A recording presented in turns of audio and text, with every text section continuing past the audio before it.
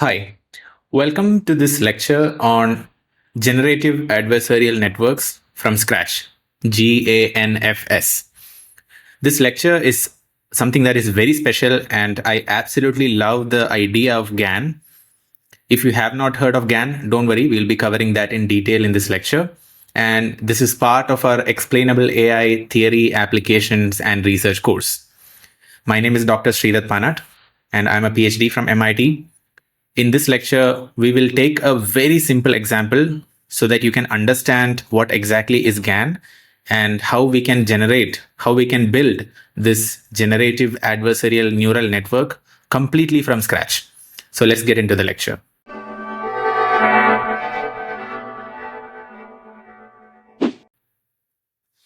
GAN is basically a deep learning architecture. So you will have two neural networks here and they will be competing against each other. So the neural network 1 that you see here on the left side, it's called generator. The neural network 2 on the right side is called discriminator. The singular goal of neural network 1, which is also called as the generator, is to create synthetic data or fake data, meaning the data does not exist in reality, but the goal of the neural network 1 is to make neural network 2 believe that this fake data is real. And what's the role of neural network 2? The singular mission of neural network 2 is to identify whether this data is fake or not. And this neural network is called discriminator. So when neural network feeds in a fake data into the neural network 2, the neural network 2 will communicate back saying, hey, this is a fake image or fake data. This is essentially how it works. So you can think of the neural network 1, who is the generator, as somebody who is like an imposter or somebody who is trying to fake something. And the second neural network, who is the discriminator, you can consider them as some kind of authority who decides what is fake and what is not fake. And this is why this whole system is called GAN, because in GAN, there is generation happening by the neural network. Why is it adversarial? It's adversarial because these two neural networks are kind of competing against each other, and network because it's simply a deep neural networks. So you are pitting these two neural networks against each other. So this slide is simply explaining how GAN essentially works in principle for this very famous dataset, MNIST dataset. So you have these handwritten digits, 451, basically 10 digits from 0 to 9. And there are so many handwritten images that belong to this data set of 60,000 images. So what the neural network 1, who is called as the generator, what it will do is it will initially start with a completely random image. It will generate something that looks like scribble. And it will tell neural network 2, hey, here is the image. Then neural network 2 will try to make a prediction on this image. And it will, if it is good, if the discriminator is good, it will say that, no, this is fake data. No, this is unacceptable. Then this information or this feedback from the discriminator is used for training the generator to modify its parameters so that it can become slightly better. Then what the generator will do is it will try again and it will create a new synthetic image. This time the synthetic image will be slightly better than the previous image. And this image will be again fed into the neural network 2, which is the discriminator. And discriminator can again probably detect this as this is a fake data because this image does not look like an original MNIST dataset, right? You can also see that. And then neural network 1 parameters are again modified such that the image can become slightly more better. So now neural network 1 can generate an image that is completely synthetic, but it really looks like an image that belongs to the original training dataset. So now, if this image is fed into the input of the neural network 2, it cannot distinguish that this is a synthetic or fake image anymore. And it will say that, yes, this is real data. And at that point, you can define that the generator has become successful in generating synthetic or fake image that look very much similar to a real image. This is how a generator discriminator system works. I just showed this for the demonstration purpose, just three loops of generation and discrimination process, but in reality there will be many number of loops, and it's a time consuming process. This same approach is just condensed into one slide here. So generator starts with a random noise image because it has to start with something, right? So initial images will look like complete random noise images like this, black and white dot pixels. And discriminator will make the judgment, and slowly after many number of iterations, the images generated by generator cannot be even distinguished by us humans. It will look so much like it belongs to the original MNIST dataset. You may have seen deepfake videos where you can basically make, let's say, Barack Obama talk like Vladimir Putin, or many examples where you can generate fake data. All of this is done using GANs. So this is an example where if this is an original $10 note, how it looks like, the fake initially in the initial iterations, it will look like garbage. Then after a few iterations and many more iterations, it will become better and better and better. And then at some point, you cannot distinguish between real and synthetic or real and counterfeit anymore. So in today's lecture, we are going to build a GAN completely from scratch. So what do I mean by scratch? What I mean by that is we will be building a GAN just using our hand. So we will be defining the generator with specific parameters manually. We'll be defining the discriminator with specific parameters, that also manually. And we will figure out, based on the performance of generator and discriminator, how to modify its parameters so that ultimately generator can generate a synthetic data. Okay. So we'll be taking this particular example here. So here what you are seeing is two images of two different switches. The first image is that of an on switch in the top position, and second is that of an off switch in the bottom position. So it's like an on or off binary switch. So just imagine that this is an actual photo, although it does not obviously look like a photo. Just imagine that this schematic is that of a photograph. We can represent the on or off image of switch in different forms, right? In general, if the functionality of the on or off images are switches are such that the top part being active means on and the bottom part being active means off, it can take this form, these rounded edge switches, or it can take this form. All of them essentially look like the same. And what we can do is we can represent these switches in on or off configuration, let's say for all simplification purposes, using a very simple 4-pixel grayscale images. So these 4 images on the left, these 4-pixel representations on the left, they more or less resemble a switch in on position. If the top 2 pixels are completely black and bottom 2 pixels are white, this can be a proper on switch. This one is also looking like an on switch. Here the contrast between the top and bottom is slightly less, right? Because the bottom 2 pixels are a little bit gray in color. Top is a little bit more dark, but this is also kind of on switch, right? Here the bottom pixels are white, completely white, but the top 2 pixels are very light gray. But still there is contrast between the top and bottom rows.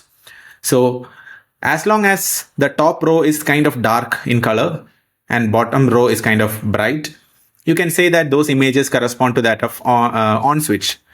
But you can imagine that we have to define a threshold. What if this gray was extremely light gray? Maybe then visually it will not look like a 4-pixel representation of an on switch, right? So we have to, of course, define a threshold. Coming to off switch configuration, all of these can represent 4-pixel grayscale representations of off switches. If bottom 2 pixels are completely dark, it could be off. If it's slightly gray, that also is fine, it's off. If top 2 pixels are gray and bottom 2 pixels are much more dark compared to top 2 pixels, such that there is contrast, that could also be a representation of off switch, correct?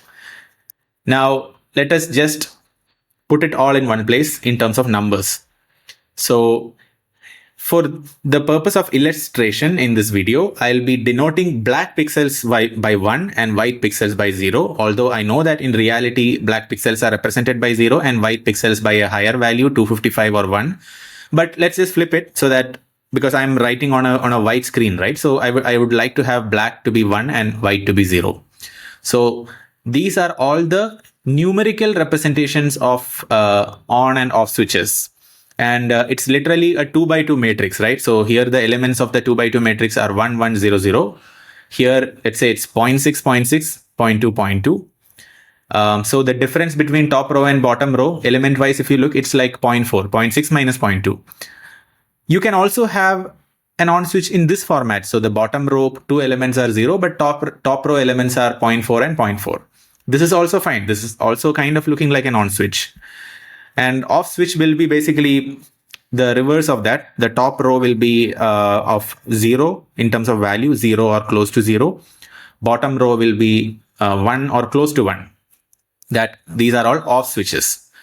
Now let us look at some images or 4 pixel representation of some images that are actually neither on switches nor off switches. So these 8 configurations we already saw, right? These are 4 of them are on and 4 of them are off. But just look at this. What are these? If all pixel values are 1, 1, 1, 1, this is neither on nor off. There does not exist an image of a switch like this, right? Because in our case, we are defining that on switches have top pixel values higher, much higher than bottom pixel, or vice versa. But here both are same. Top row and bottom row are the same. So this is neither on nor off. So you can say that although this is an image, a 2 by 2 image, this is kind of a synthetic or fake image. How about this? 0.2, 0.2, 0.2, 0.2. Again, this is fake. This is also fake. And why is that? This looks like a chessboard configuration. This is not like a good representation of neither on nor off switch. If you were given this image and you were asked, what does this look like? Does this look more like on or more like off? Hard to say, right? This one, although you may be tempted to say that this looks like an off switch because the bottom row is 0.4 and top row is 0.2, this also should be considered in the category of synthetic or fake image. And why is that? Because the contrast between bottom row and top row is not very high. They are looking very, very close, right? Just one being higher than the other is not enough. What if this was 0.21 and what if the bottom row was 0.22? The difference between that is very small. So you can't have very little difference between top row and bottom row. You have to have some considerable difference. And look at all these other examples. This is another kind of a checkerboard configuration. Not good. Like the top row is 0.6, 0.2, bottom is 0.2, 0.6. And here there is 0.4 difference. But the thing is here, if this 0.6 and 0.2 were flipped, if the top was 0.6 and bottom was 0.2, then yes, you can say that, yeah, it looks like an on switch. But here right now it neither resembles an on switch nor it resembles an off switch. So all of these are examples of images that are kind of synthetic or rather fake images. What is a real world analog of this?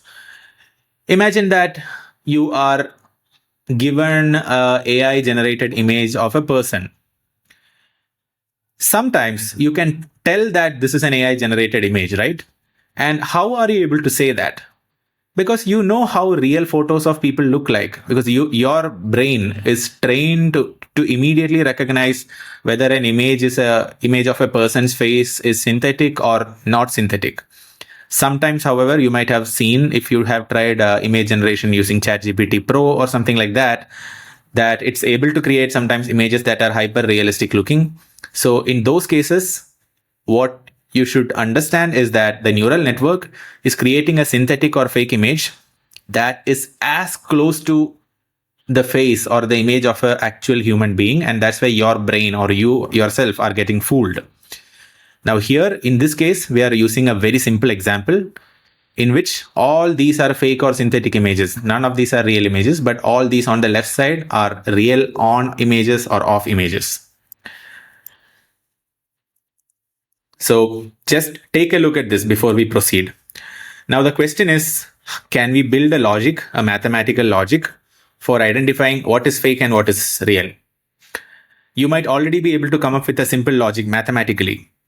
Visually, of course, you don't need any mathematical logic to visually say that this is fake or this is not fake. You can obviously see the contrast difference visually, but what do we teach the computer?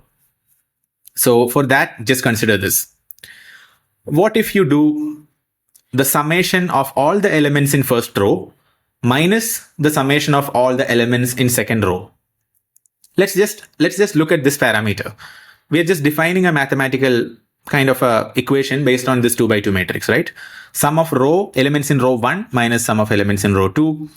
Here it will be 1 plus 1 minus 0 minus 0. It is 2. Here it is 0.6 plus 0.6 minus 0.2 minus 0.2.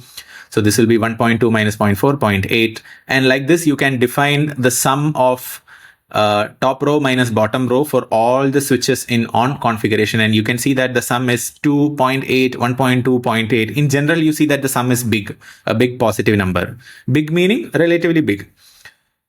And look at all these off switches. If you do the same operation, sum of elements in row 1 minus sum of elements in row 2, here the sum is minus 2, here it is minus 0.8, minus 1.2, minus 0.8. What do you see? The sum is generally a negative number, a relatively high negative number. Relative to what? Relative to the numbers that you can see over here. So look at the sum, this row 1 minus row 2. Sum of the row 1 minus sum of the row 2 for fake images, fake or synthetic images. For this particular matrix, the sum is 0 because it will be 1 plus 1 minus 1 minus 1. Here it is again 0. Sum is again 0, checkerboard. Here the sum is minus 0.4. But why is this fake? Because the value, the absolute value of this sum is not as high as this guy. This guy is 0.2, 0.2, 0.6, 0.6. So sum is minus 0.8. But this is not minus 0.8, it's only minus 0.4. So you can say that, and look at the other configurations. So this is top 2 pixels are 0.4, 0.4, bottom 2 are 0.2, 0.2. Sum is only 0.4. So sum is positive, but not very high. Here sum is just 0.2. So what do you notice? You notice that if the sum is either high or low enough, so basically if absolute value of the sum is high, right? That means the images either belong to on category or off category, meaning they are all real images. But if the absolute value of sum, and what do we mean by sum here? Sum of the top row minus sum of the bottom row. That's what we mean by sum here. So if the absolute value of this sum is close to 0, or if it is relatively low, that means the images are fake. Simple mathematical logic, right? So let's just write it down. So if absolute value of sigma row 1 minus sigma row 2, that will be a small number or a relatively small number for fake images. And another representation of absolute value is square. You can also take the square of this sigma row 1 minus sigma row 2, the whole square. This means you are converting all the negative numbers into something positive, all the positive numbers also into something positive. And if this parameter is high, it means the image is likely a real image.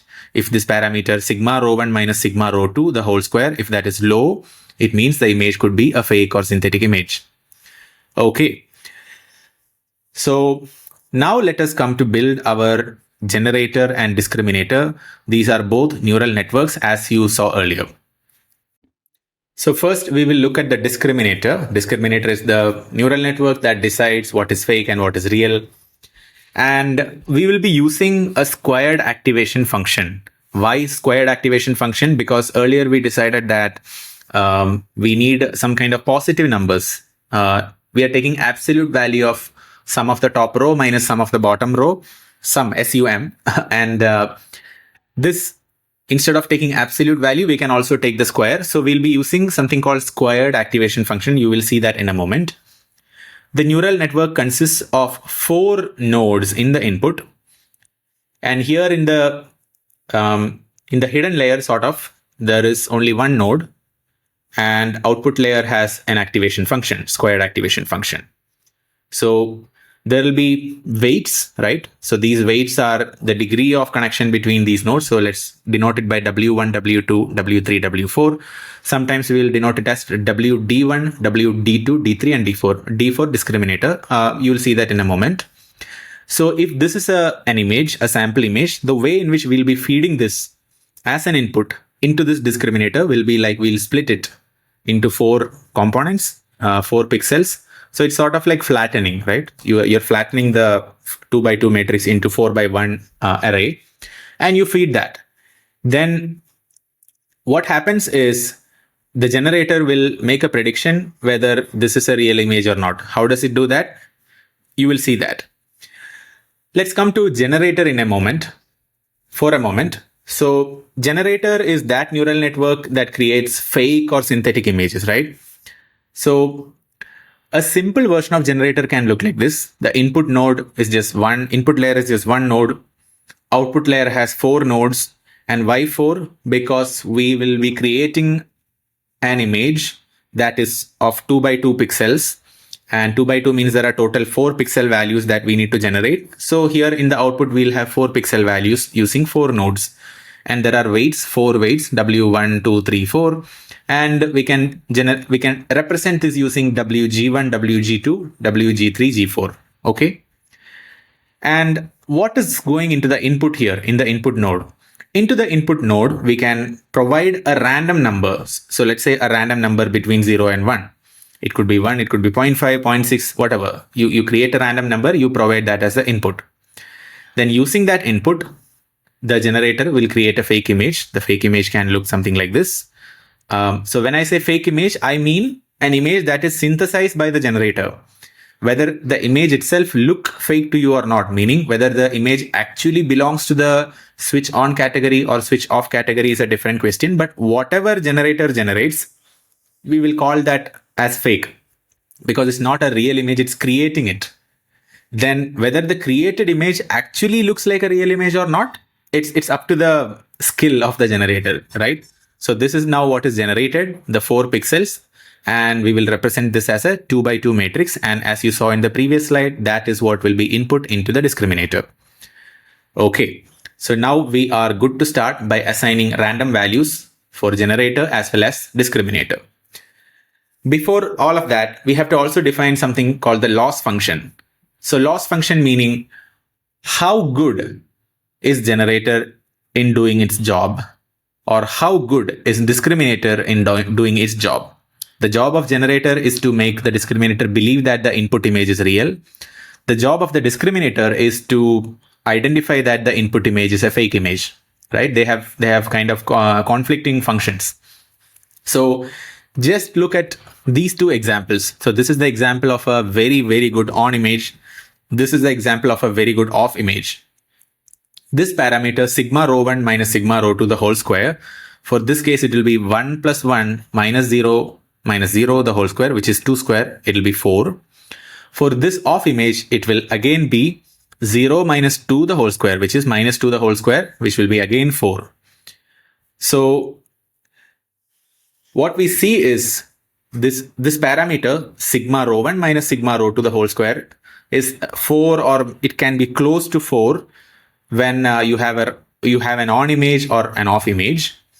And what about this? What about this parameter sigma rho1 minus sigma rho2 the whole square for fake images, for fake or synthetic images?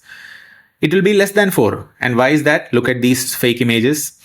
This is a very, very completely fake image, right? Because this is neither on nor off. This is also neither on nor off. And if you calculate the value of sigma rho1 minus sigma rho2, it's 0. So 0 square is 0. So the value here is sigma rho1 minus sigma rho2 the whole square equal to 0. You can generally say that for fake images, this parameter will be close to 0, or it'll be a low number, right? So based on this logic, we can define the loss function. So first, let us look at the loss function of generator. So why are we looking at generator and discriminator separately? Because what is loss for generator need not necessarily be a loss for a discriminator. The discriminator may be failing to identify a fake image, which is a good thing, which means generator did a good job.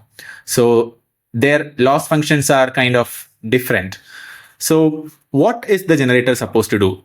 A generator can be said to have done a good job if it can successfully fool the discriminator, meaning if discriminator's output y is as close to 4 as possible, it means generator did a good job. Do you understand that? I'll go to the previous slide. So in general, good images will have this sigma rho 1 minus sigma rho 2 the whole square equal to 4, right? So in general, the discriminator, if the discriminator is saying that the output is close to 4, output of this parameter is close to 4, then whatever image the generator generated and provided into the discriminator, that image was a good image. The generator did a good job. So if y is the output of the discriminator, and if this y is as close to 4 as possible, it means the generator loss should be low. So you can define the loss of the generator something like this: y minus 4 the whole square. So why this whole square parameter? You can also define as absolute value, but in general, absolute value is a bit tricky because if you have a function y equal to modulus of x, then it's not differentiable at x equal to 0, because the slope here is 0.5 and the minus 0.5 and the slope here is 0.5. So the slope is abruptly changing. So in general, smoother functions like this is better. This will look like a parabola, right? So you can define the loss function of the generator like this. So if y is equal to 4 or close to 4, then the loss of the generator is very low. But if y is, let's say, 0 or something, which means if all the pixels are of the same value, 1, 1, 1, 1, that means y will be equal to 4. Y will be equal to 0, and loss of the generator will be very high. It will be close to 16 because it will be minus 4 the whole square. I'll just draw this and show you in a moment. A discriminator, you can mention that the discriminator did a good job if the output of the discriminator is as close to 0 as possible. And why is that? Let's just look at this slide. In this case, fake images will generally have values close to 0, right? This sigma rho 1 minus sigma rho 2 whole square value close to 0. These are all fake images. This summation of rho 1 minus rho 2 square is 0. So if the discriminator is saying that the output is 0, output y is 0, it's a good thing. So you can define the discriminator's loss to be just y square, not y minus 4 the whole square. So here, if the output y is 4, that is good for generator, not good for discriminator. If output y is 0, that is that is good for discriminator, but not good for generator. So this is called squared loss. So let me just write this down so that I can illustrate the loss function of generator and discriminator in a slightly better way. So let's say the image looks like this: 1, 1, 0, 0. This is a good image, right? This is a good image that looks like an actual switch on image. In this case, what would be the value of y? Y is nothing but square of the sum of rho 1 minus sum of rho 2. So it will be 2 square. So y will be equal to 4. And this is a good image. You want the generator to produce images like this or images like this. This is like a good switch off image.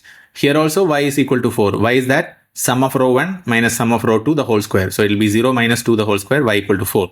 If y equal to 4, you don't want to penalize generator. Why is that? Because these are all good images. So if you don't want to penalize the generator, you have to define the loss function such that when it is close to y being 4, loss should be minimal. So that's why we chose this function. Now, what is a really bad image? This is probably a bad, let's say 0.2, 0.200. This is not a good switch on image. Why? Because the contrast between the top and bottom rows are not good enough, or 0, 0, 0.1, 0.1. These are all not good images. So discriminator should be able to say that, before that, what is the output y in this case? The output y in this case is 0.2 plus 0.2, which is 0.4, 0.4 the whole square. 0.4 the whole square is what? 0.4 the whole square is 0.16, right? And here it is 0.2 the whole square, which is 0.04. So in this case, generator did a bad job at recognizing, at producing a good synthetic image, which means the loss of generator should be high. And how much will be the loss of generator? Let's say if this is the image, it means it will be 0.16 minus 4 the whole square. This is a relatively high number. But loss of discriminator should be low, because discriminator, it should be able to or rather, if it can identify this as a fake image, its loss should be very less.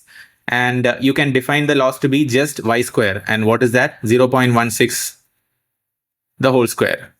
This will be, I think, like 0.0256, right? I don't know if my math is correct, but anyways, so this something, a small number, this will be approximately 16. So this is the loss of the generator. This is the loss of the discriminator. If this is the kind of image that is produced, but if this is the kind of image that is produced, loss of generator equal to 0 and loss of discriminator equal to 16. So this is what is called as the squared loss function. It's a very important function.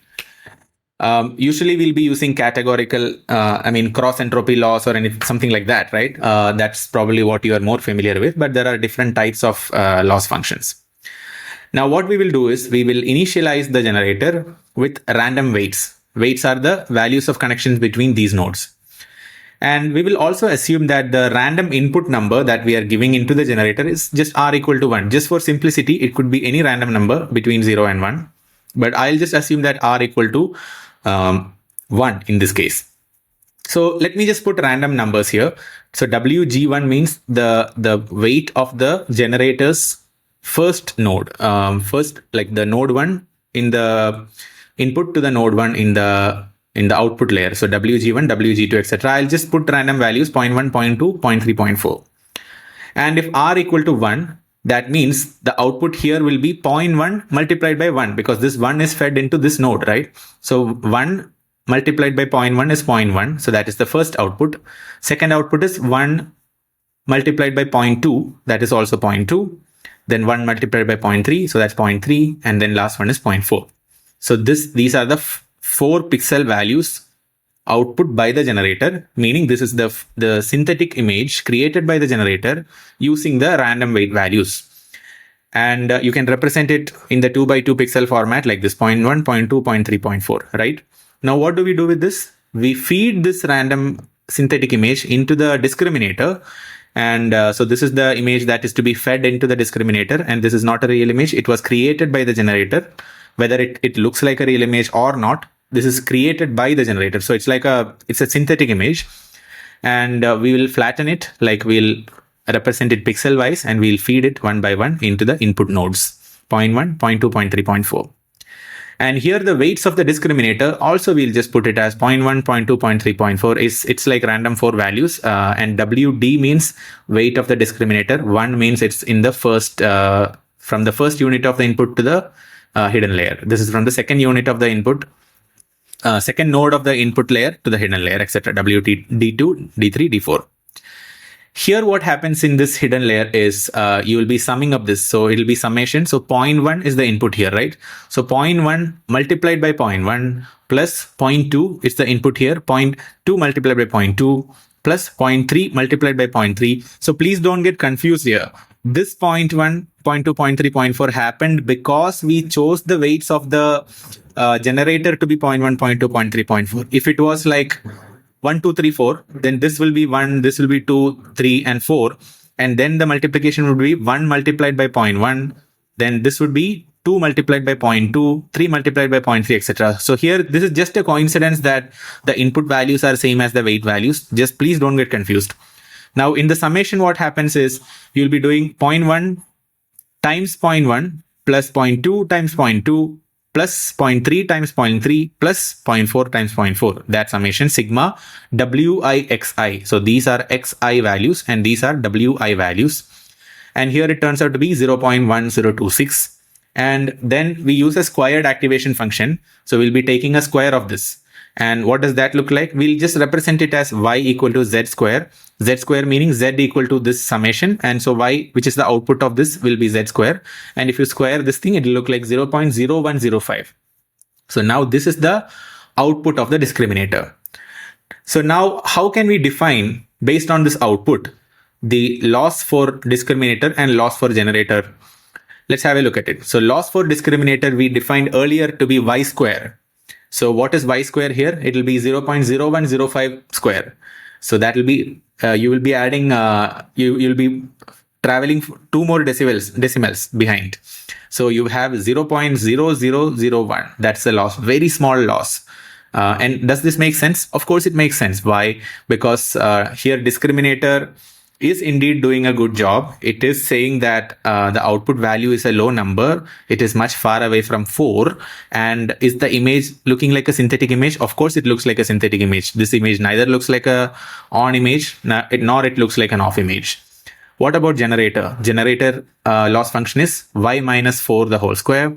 So you want the generator to produce, you want the generator's synthetic image such that it makes the discriminator output a value y equal to 4 or close to 4.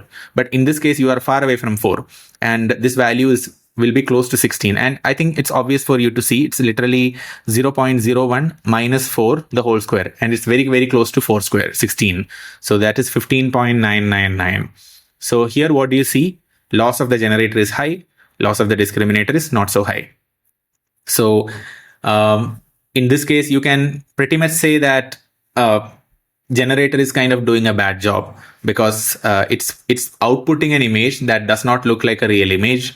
And even with the random values of the initialization of these weights in the discriminator, it's able to identify that. And why is it able to identify? Because the discriminator loss is very small and the generator loss is very high, right?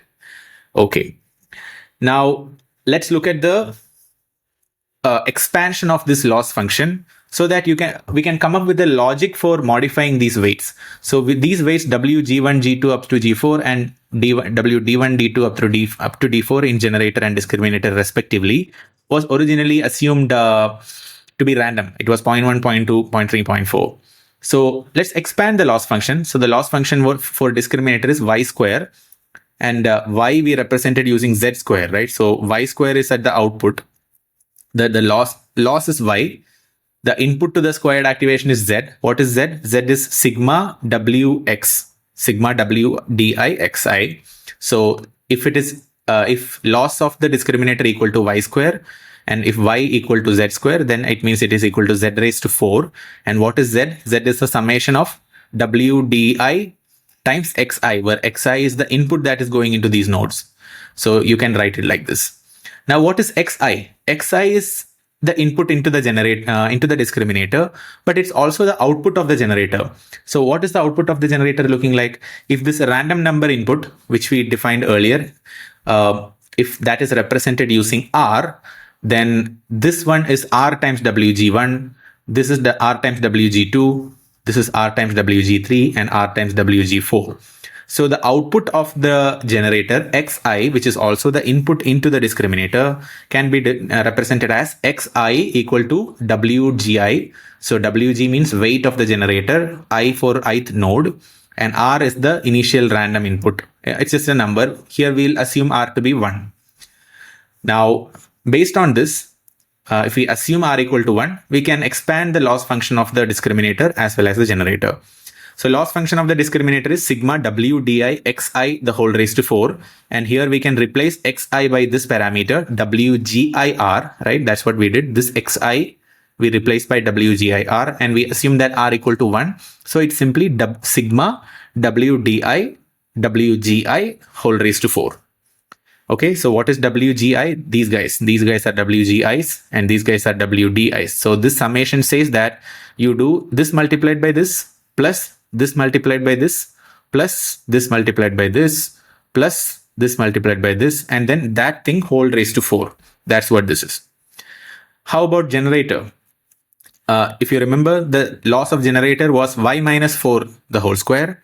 What is y? Y is the output of after the squared activation. So if the input to the squared activation is denoted as z, basically y is z square. So it is z square minus 4 the whole square. And the z was actually what? It was sigma w di times xi, and the xi was denoted by wgir. I hope I'm not introducing too many terminologies to confuse you. I hope this is straightforward enough. Right? So WDI, WGIR, this whole thing is X only, and that square minus 4, the whole square, and R, which is this initial random input we assumed as 1. So then you can write this whole thing, which is the loss of the generator, as sigma WDI, WGI, the whole square minus 4, and that times the whole square. This is nothing complicated. Essentially, we are just writing this y, which is the output of the discriminator, in terms of the weights of the generator and weights of the discriminator. We just have weights. We have assumed that the bias is 0 in this case. We are not taking any bias. Bias is whatever addition you will have. You can add a number to this wx, like a constant number.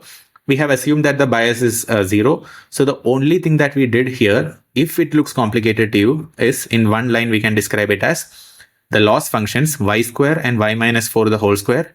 We simply replace the y to represent it using the weights of the generator and the weights of the discriminator. Very simple. Okay. Now let's just look at the loss function of the discriminator and generator. What can happen to this quantity sigma WD WG? What can happen to that quantity such that the loss of discriminator is let's say neither too high nor too low? And why is that the case? Because if discriminator cannot identify fake image versus real image, the loss is neither too high nor too low. If the loss was extremely high, what that means is it cannot identify even real images. It means it's a really bad neural network in the first place. But here it may be able to identify real images, but it may not be able to identify which is real and which is fake sometimes. So the loss of the discriminator need not be extremely high. It need not be extremely low, right? That is in the ideal case. What about the loss of the generator? It should be as close to 0 as possible. Although it will not happen in reality, we can say that the generator's loss should be very small number. So if the generator's loss should be small number, what should happen to sigma WDI WGI? It should be close to 2. Isn't that correct? Because 2 square is 4. 4 minus 4, 0. So if the loss of generator will be close to 0 if the summation, this parameter sigma WDI WGI, the whole square is equal to 2. Right? So loss of the discriminator LD should neither be too high nor be too low, so that it can neither distinguish, it cannot distinguish really well between real images and fake images. So it will be just kind of random guessing what is real and what is fake. It will not be actually predicting. So this random guess can lead to half of them may be correct, half of them may be wrong. Depends on how the parameters are, but the loss of the generator should be minimized. And this sigma WDI WGI, which is the summation of multiplication of weights of generator and discriminator node wise. It could be 2, it could be 1. In general, it should not be a very low number. Why? Because if it's very low, if it's 0, let's say, then this loss will be 0 minus 4, the whole square, which is 16. If it is too low, then here you can see if it is 0, the discriminator's loss will also be 0. Not very good. If it is too high, it would probably mean that discriminator's loss is extremely high. So you also don't want it to be very high, but you definitely don't want the sigma WD WG to be very low number. So there are several combinations possible, which will help us have sigma WG WD to be 2 or 1 or something that is not so low. So look at this. So let's say I can write the generator's weights, the 4 weights in the generator in the four connections. We can write it as 1 1 0 0. I'm just writing it as a row vector. And in the discriminator, I can write it as 1 1 minus 1 minus 1 as a row vector. Now, what we are essentially doing is like an element-wise multiplication and addition, almost like a dot product kind of, right? Dot product between these two vectors. We will come to the dot product of vectors in a moment. Sorry, I skipped the slide backwards. We can come to the dot product in a moment, but let me also show you a few other combinations that can do the same thing. How about this? So here, I don't even have to tell you what's the dot product. You can already see that it's like 1 plus 1 plus 1 plus 1. Sorry, 1 multiplied by 1 plus 1 multiplied by 1 plus 0 plus 0. It's 2. Here also the dot product, you can see that it's 2. 0 times 0 plus 0 times 0 plus 1 times 1 plus 1 times 1. So that's 2. Then how about this one? This is another pair of WG. Actually, this is not WGI. This should be represented as just WG, right? Because this is just WG. So I'll just edit it right now so that you don't get confused.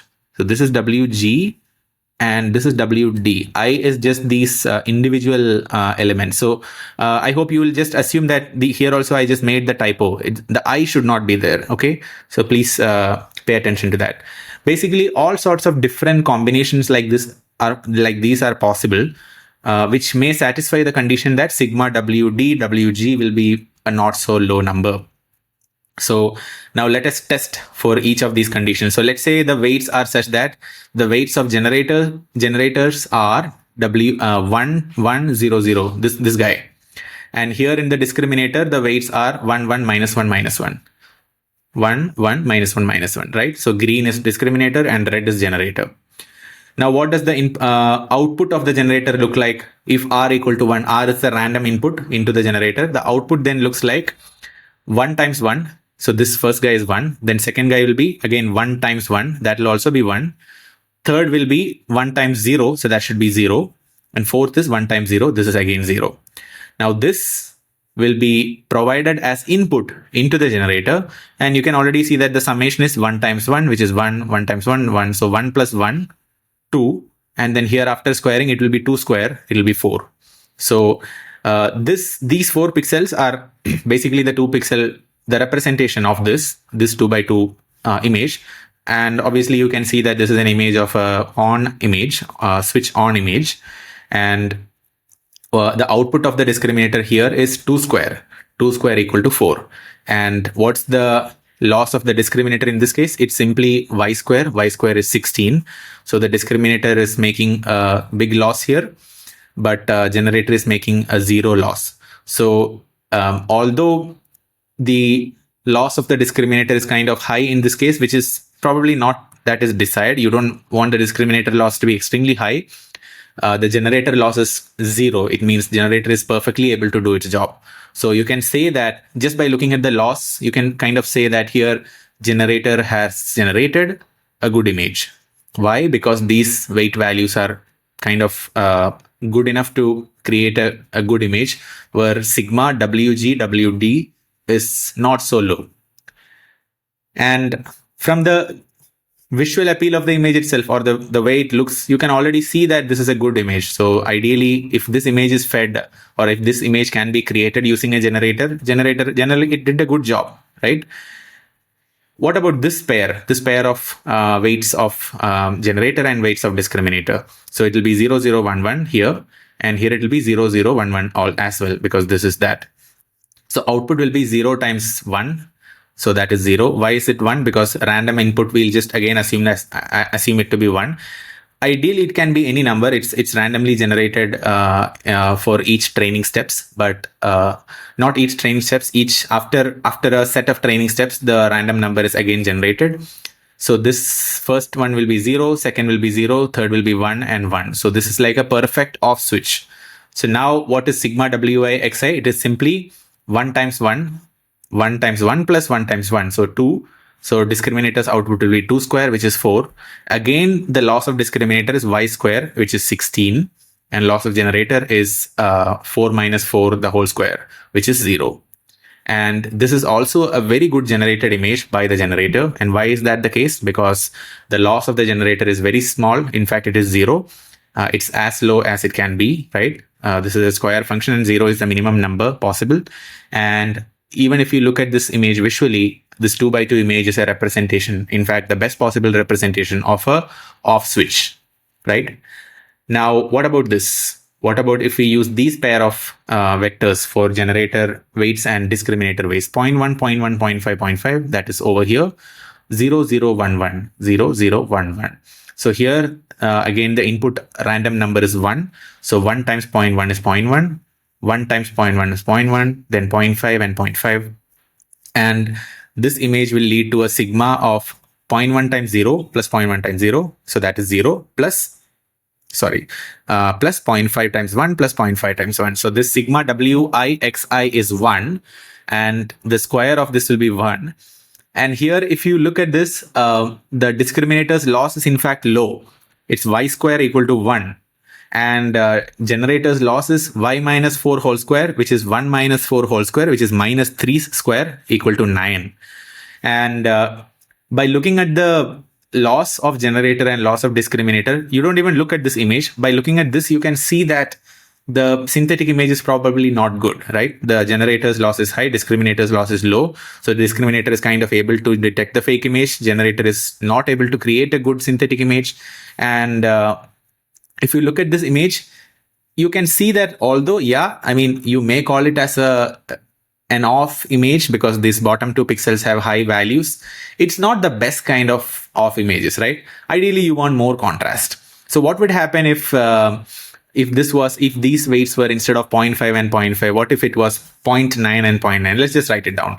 So let's say instead of this matrix, or rather this vector, it was 0.1, 0.1, then 0.9 and 0.9. What if this was the case? So this won't be there. This will be 0.9 and this will be 0.9. Let this be the same. Then sigma wi xi would be 0.9 plus 0.9. So this will be equal to 1.8. And this is what? Is this 3.24? Am I correct? I'm not sure. 18 times 18 is 324, right? I hope so. But yeah, I think this square is 3.24. I'm sorry for my handwriting. Let me just 3.24. And what is y square now? Y square is not 1. It is equal to 3.24 square. I don't know, something less than, something close to 10. It's not 10, I know, but something like that. And LG equal to, this is not 9. It will be 3.24 minus 4 the whole square. So this is what, 0.76 square, kind of, minus 0.76 the whole square. So 0.76 square. What is this? Is this something like 0.06 something, right? Probably. I don't know exactly. My math is very, this is 0.06 something dot. So you can see that if I am plotting this image, this is not 0.5 and 0.5, right? This is 0.9 and 0.9. So the image would look like something like this. So the top thing would be 0.1 and 0.1. Bottom would be 0.9 and 0.9. This is now much better. The contrast between top row, if you were to shade this will look like a much more darker bottom row. So the contrast will be much better between the top and bottom row. So this will be a much better image. And you can see that this is a much better image. And you can also see that in numbers in terms of the loss function. The loss of discriminator is something like 10. Which means discriminator kind of failed.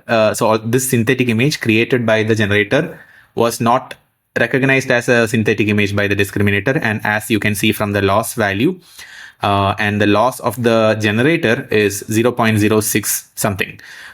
So loss is much smaller for the generator, and this is a good image.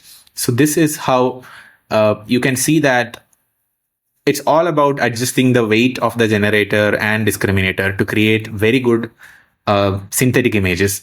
And in reality, so in this example that we were doing hands-on, we were kind of modifying the weights based on logic, more based on logic rather than by using back propagation. We did not define the dou L by dou W, like how the weights W influence the loss L. We did not write formally how each of these weights will get modified according to the influence each of these weights have on the final loss function. We did not do that, but you can already imagine the logic is implemented very similar to how it is implemented in normal neural networks. You define a loss function and you define using chain rule how each of these weights, how each of these eight quantities, how they influence the loss, and then you define dou partial derivative of loss with respect to each of these weights, and then you can modify the weight. So what I mean by that is, if I were to write down, maybe I'll just copy this so that you can see it in the next slide. So where is my, so let's say, yeah. So let's say this was, let's say this was the generator and discriminator.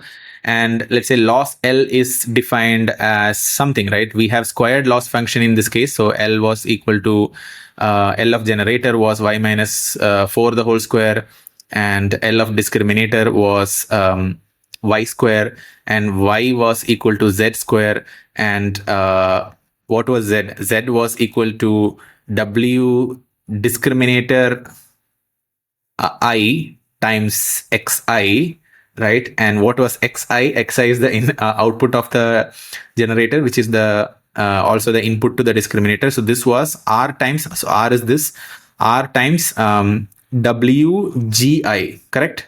So you can see that the loss, we also defined this equation. So loss depends on wdi. So there are 4 wdi values and wgi. Now we can define dou loss of generator by dou weights of generator. So there will be four terms here. There will be dou lg by dou wg1, then dou lg by dou wg2, etc. Then there will be dou loss of discriminator, which is this guy, by dou wdi. So now, in reality, if we were to implement this using code in back propagation and everything, what we will be doing is the w in the new time step will be, let's say wgi will be equal to wgi minus alpha dou lg by dou wgi, where alpha is the learning rate. Right? This is how we will modify the weights. But we did not do that here. It's probably out of scope of this lecture. I don't want to go into that in this lecture. But if you were to do that in code for actual GAN that you code from scratch, this is how you will do it. Now, what can this accomplish? You can basically build a complex generator that can produce many images like this. So this website, thispersondoesnotexist.com, you can create any kind of images like this, and all of these are fake people. I created this myself, so you can go to this website URL and type, and each time you refresh, it creates the face of a new person. So all of these images are images of fake people, and if I did not tell that to you, you will, no way you will recognize that this is a fake image. There is absolutely no clue, at least my brain cannot tell. So what this generator used in this website did is, it was trained to generate images which can fool a discriminator, and that discriminator was already trained on millions of real images of faces of people. But then when you train the GAN, the generator was able to create such beautiful images which completely fools not only the discriminator but also human beings. And it can also perform many things like, creating amazing realistic looking videos. So here the GAN converted horse to a zebra. It can create text. It can create audio. You might be wondering, in the new technologies like all these Midjourney or DALL-E 3, whether it's used, GAN is used or not. So in fact, in those latest generative AI technologies, more than GAN, something called as diffusion models are being used. But GAN is so powerful in creating ultra realistic images for what it is trained. So I am hoping that from this lecture, you at least understood and you have a very good visualization of what these 3 things in GAN is. Generative. What do we mean by generative? Generative means we have a good generator that can be trained in an adversarial manner. Why? Because this generator is trying to do an adversarial attack on the discriminator, so that you can attack and fool the discriminator. The discriminator originally was trained well on a good set of actual images, but then you kind of train the generator so that it can create these adversarial examples or adversarial synthetic or fake images. And what is the N network? Why is the network term in that? Simply because these are deep neural networks. So I hope you understand GAN in a much better fashion as an aftermath of this lecture. And I'll be linking another lecture in which we implemented GAN from code. So it was not from scratch. It was more like implementing a GAN for creating synthetic MNIST dataset images. So I'll be linking it so that you can also have a look at that. So thank you so much for watching this lecture, and I'll see you again in the next one. Until then, take care. Bye.